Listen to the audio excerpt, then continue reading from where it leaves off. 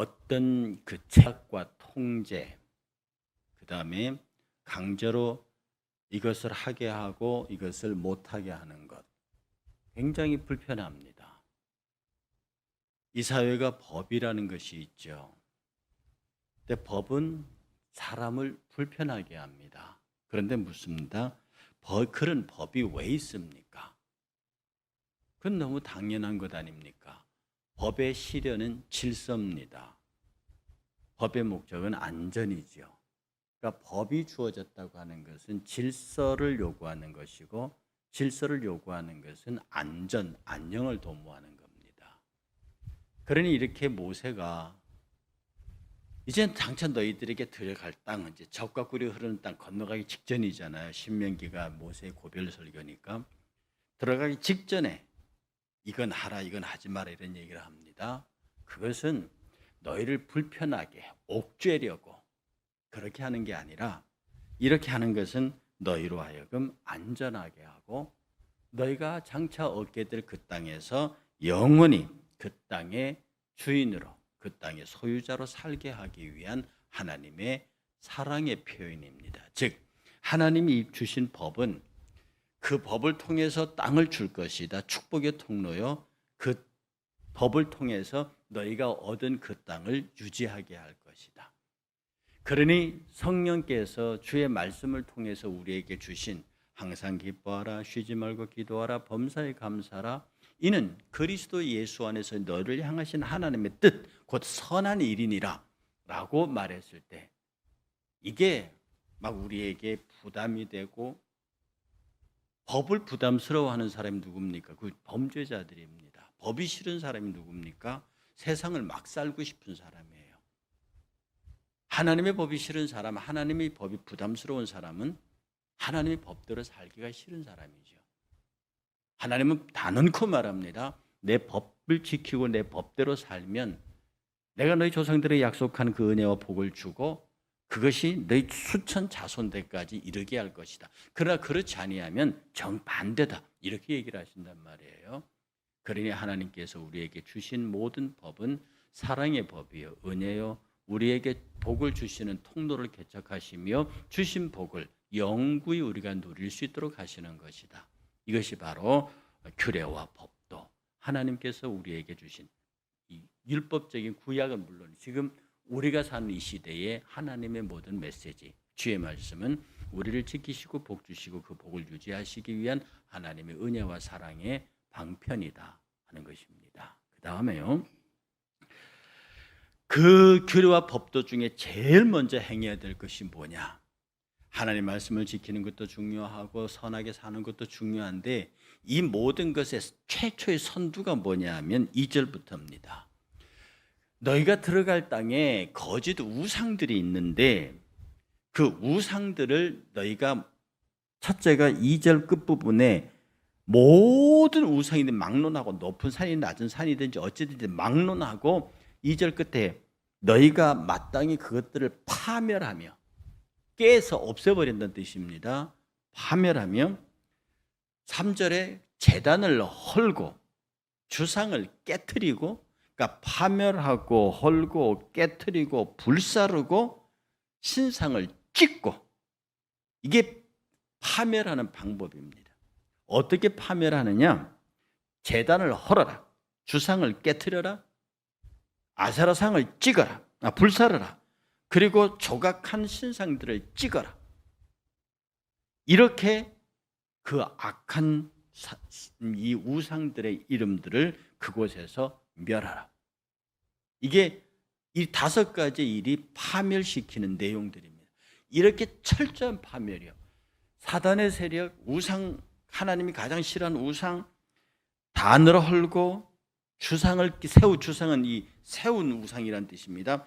기둥주자에 세운 우상을 깨트리고, 아세라상, 목상입니다. 그건 불태우고, 그 외에 금이나 은이나 동이나 나무로 조각한 모든 우상들은 다 찍어버리고 그 이름을 그곳에서 멸해라. 이게 먼저 선행되어 있습니다. 다시 말해서 늘 제가 이 새벽 때 말씀드렸지만 이스라엘 백성은 한 번도 하나님을 버린 적이 없어요. 하나님도 섬기고 이방도 같이, 우상도 같이 섬겼어요. 그게 안 된다는, 한쪽을 찍어버리고 멸하라는 거거든요. 그리고 하나님 앞에 서라는 겁니다. 그 다음에 하나님 앞에 예배할 때에 이런 순서로 나갑니다. 너희 하나님 여호와께서는 너희가 우상을 따라가는 그렇게 행하지 말고 어떻게 하느냐 하면은, 첫째, 택하신 곳, 아무 데서나 예배하지 말고 하나님이 택하신 곳에서 예배하라. 굉장히 중요한 메시지를 담고 있습니다. 택하신 곳에서 예배하고, 너희가 하나님께서 지정한 예물입니다. 거기 나오는 번제, 11조, 거제, 서원제, 낙헌 예물, 그리고 짐승들의 초태생들 드리는 거, 이거 전부 다 하나님이 정해준 예물들이에요. 내가 만들거나 내가 계획하거나 기획해서 만든 준비한 예물이 아니고 하나님이 이런 예물, 이런 예물, 이런 예물 지정하셨어요. 하나님께서 자기 이름을 두신 곳, 이 성전이죠. 제단이죠. 그게 이 성막입니다. 하나님이 당신의 이름을 두신 곳에 당신이 지정한 예물을 가져오고, 거기서 7절에 여호와 앞에서 먹고, 제사를 드린 다음에 그 제물을 먹는 것도, 여호와의 제물을 먹는 것도 하나님이 정하신 여호와 앞에서 지정한 장소에서 먹고, 그 다음에 너에게 손으로 수고한 모든 일에 복 주시는 그 하나님을 즐거워하라. 다시 말씀드리지만 예배는 인간 쪽에서 정하는 게 아닙니다. 여러분이 정말로 명심하죠. 앞으로 팬데믹 현상이 또 올 건데요, 신구약을 통틀어도요, 예배는 하나님이 정하신 장소, 하나님이 정하신 예물, 하나님이 정하신 방법으로, 하나님이 정하신 때에 그들이 모여서 예배하고 교제가 그 안에서 일어나는 겁니다. 다시 말하지만 예배는 설교가 아닙니다. 설교는 성경 봉독의 하부 딜렉토리입니다. 목사의 설교는 성경 봉독의 하부 딜렉토리예요. 근데 어쩌다가 이 교회가 그렇게 바뀌어서 설교가 예배를 대체하는 게, 그러니까 집에서도 설교를 들으면 예배가 된다고 생각하는 거예요. 여러분, 예배의 5대 요소는요, 이건 제 얘기가 아니라 장로교 쪽에서 가장 이름 나가는 모든 예배학자들이 공유하는 얘기입니다. 예배의 5대 요소는요, 주의 만찬, 첫째가 주의 만찬입니다. 두 번째, 성경 봉독, 주의 만찬입니다. 이게 예배의 두 기둥입니다. 쉐마 이스라엘 호하마르 야훼, 이스라엘아 들으라, 여호와께서 말씀하시느니라. 그럼 온 백성이 다 일어나서 말씀을 듣고 그때 가서 아멘 합니다. 그 다음에 우리가 그 말씀 받을 수 있는 권리가 주의 만찬에서 오는 거예요. 예배의 두 기둥입니다. 여기에 찬양, 기도, 그리고 성도의 거룩한 교제, 이게 예배의 5대 요소예요. 그런데 어쩌다가요, 이 성도의 거룩한 교제 대신에 헌금이 들어가고 성경 봉독 대신에 말씀이 들어가 있어요. 그리고 여기에서 주의 만찬은 빼버리고요. 이게 현대 교회의 예배의 비극입니다. 그러니까 어려운 상황이 생기고 그러니까 예배 안 드려도 되고, 예배 드리는 인간 쪽에서 막 결정하고 이러는 겁니다. 설교는 왜 하느냐? 지금 하나님의 말씀이 선포됐어요. 하나님의 말씀이 선포되는 것 이상이 중요한 게 어디 있습니까? 그 말씀이 2000년 전에 하신 그 말씀, 혹은 3000년, 4000년 전에 하신 그 말씀이 오늘 우리 시대에는 이렇게 적용하고 이렇게 살아야 합니다라고 풀어주는 것이 설교예요. 그래서 우리가 제일 좋은 메시지, 하나님의 말씀을 그대로 읽고 그 감동을 따라서는 겁니다. 그러니까 말씀을 여러분이 다 서서 읽을 때 그 말씀에 감동이 오고 그 말씀에 내가 실려야 하는 거예요. 그러니까 설교가 예배가 되다 보니까 설교하는 목사가 어느 순간부터 쇼맨십이 되고 연예인이 되고 사람들에게 인기 있는 설교자가 되기 위해서 화려한 말의 언변들이 동원되는 거예요. 어떤 게 이게 설교자인지 말쟁이들인지, 그러니까 하나님의 말씀 메시지는 어디 간지 없고 사람들의 귀만 즐겁게 하는, 그 성경에 그게 나와 사람들의 가려운 귀를 긁어주는 설교를 한다고, 말씀이 그렇게 한다고 되어 있어요. 그러니까 사람들이 자기 귀에 쏙 드는 얘기, 자기 마음을 시원하게 해준 얘기, 자기의 아픔이나 우울이나 이런 것들을 해소해 줄 수 있는 이런 얘기들이 강단에 쏟아집니다. 복음과 상관없이요. 그게 말세의 징조라고 그랬습니다. 하나님께서 원하는 장소, 하나님께서 원하는 재물, 하나님께서 원하는 방법으로 원하는 때에 예배드리게 되는 겁니다. 절대로 예배는 인간 편에서 이렇게 저렇게 할 수 있는 게 아닙니다. 그리고요, 8절에 우리가 오늘 여기까지 지금 가나안 땅에 들어가기 직전까지는 각각 너희 소견대로 행하였거니와 너희가 거기서는 들어가거든 그렇게 하지 마라. 그리고 그 다음 얘기를 요단을 건너가면 똑같은 얘기가 반복되고 있습니다. 똑같은 얘기가 반복되고 있는데 13절에 보면 너희는 삼가서 내게 보이는 아무 곳에서는 번제를 드리지 말아라. 또 아무렇게나 하지 말라. 그리고 15절에 그러나 14절에 택하신 곳을 예배하고 내가 명령하는 모든 것을 행하라 하고 15절에 이런 말이 있습니다. 그러나 내 하나님 여호와께서 주신 복을 따라 각성에서 내 마음이 원하는 대로 가축을 잡아 그 고기를 먹을 수 있나니 정한 자나 부정한 자는 막론하고 노루나 사슴을 먹는 같이 먹으려니. 이게 무슨 얘기냐면 하나님 앞에 드려진 제물은 정한 방법으로 짐승을 죽여서 잡아야 되고 각을 떠야 되고 정한 곳에 그 재를 버려야 되고 정한 장소에서 고기를 먹어야 돼요.